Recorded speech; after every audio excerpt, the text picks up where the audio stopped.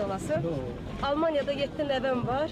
Heç biri sizi tanımır. Çox gözəl oldu ki, bax bu günləri Asiyadır, Madonna'dır, Nuray'dır, Şamil'dir, Firuzədir.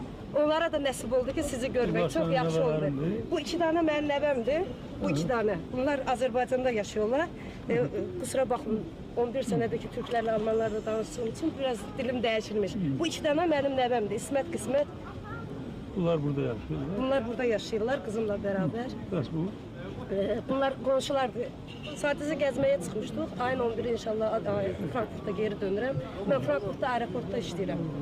Şey yaptım. Çox gözəldir, çox razıyam işimdən. Nə deyim ki?